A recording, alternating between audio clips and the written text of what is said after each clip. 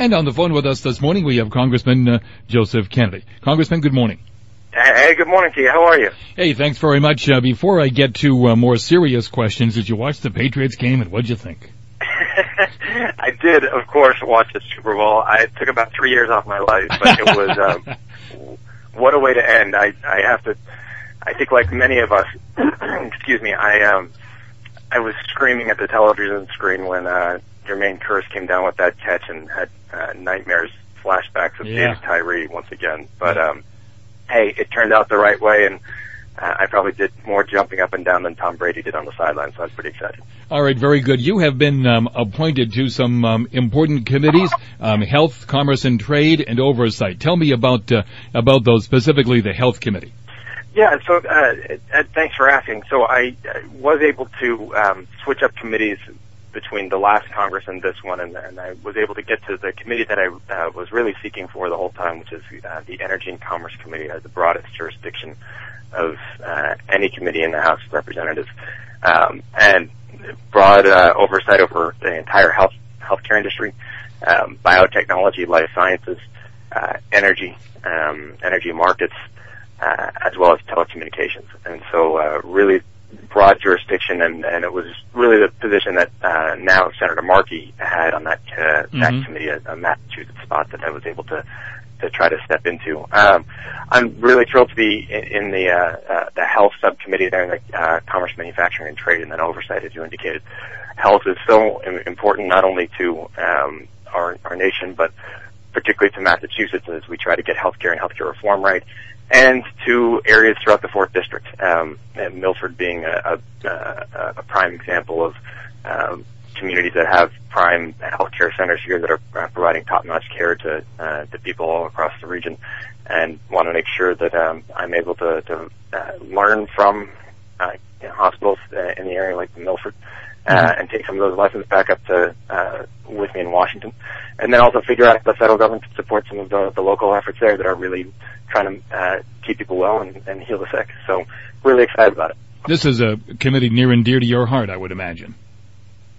It is. It's the health aspect of it is was an area of focus for my uncle Senator Kennedy when he was in the Senate, and so certainly one that Massachusetts has had some broad leadership on for a long time, and I'm not going to pretend to be able to fill his shoes on it, but it is an area and a sector that is extraordinarily important to the state, and so I very much look forward to working with my colleagues and really with the entire delegation to see how I can support efforts across Massachusetts and really around New England. It's the way these committees work down in Washington. You know, there's only a couple of representatives from the entire. There's only me and Peter Welch actually from all of New England on that committee. So we're really tasked with trying to look out for everybody else, and our delegation does that, I think, really better than any other delegation in the country. So we'll look to see how I can support their efforts and their districts as well. You and Senator Markey, too, are working to try and get federal regulators to review some energy costs, energy prices here in New England. We are, Ed, and this is unfortunately some very disappointing news came out yesterday with regards to a new round of energy auctions, how basically regulators try to ensure that there's enough energy supply a couple of years out, and really the southeastern part of Massachusetts was singled out, and I think further evidence indicating that these markets and the infrastructure that's put in place just is not working. Senator Markey and I have been leading the way on this now for the past several months, since it hit a local power plant in Somerset and Brayton Point, and the ripple effects across the entire region, resulting in much higher energy costs. And so we're reviewing the results of this auction that took place yesterday. Preliminary details were just released yesterday afternoon, but certainly very troubling from the outset, and we'll be diving into it in much greater detail in the days ahead.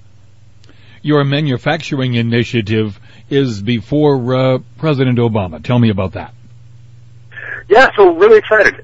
We spent much of the my first 2 years in office really trying to figure out what the drivers excuse me, how we in Washington, D.C. could try to support some of the local industries that drive the 4th District. And advanced manufacturing and small businesses obviously right at the top of the list.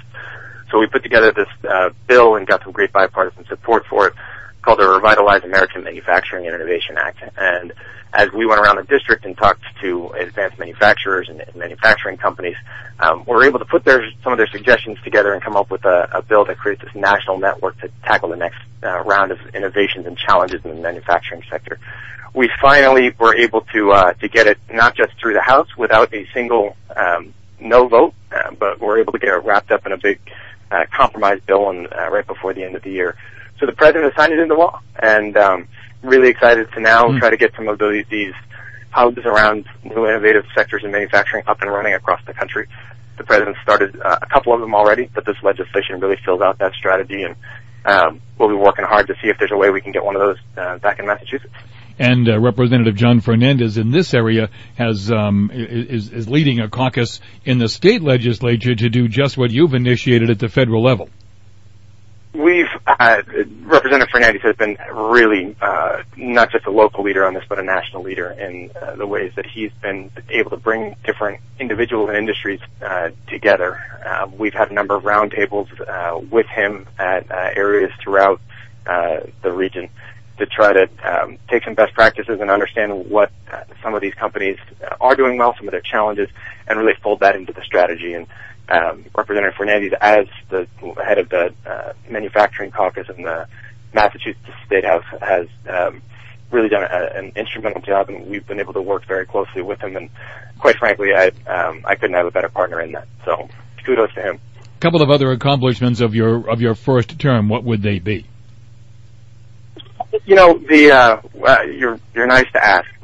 Really proud of that manufacturing bill that we were able to actually get through Congress. I think that's going to be a big win, and certainly, again, the number one issue out there for everybody is trying to make sure we've got an economy that works for everyone, and that is strengthening the middle class as we move forward. And I think this bill, it's not going to solve that problem, but for the manufacturing industry, could be a nice step forward.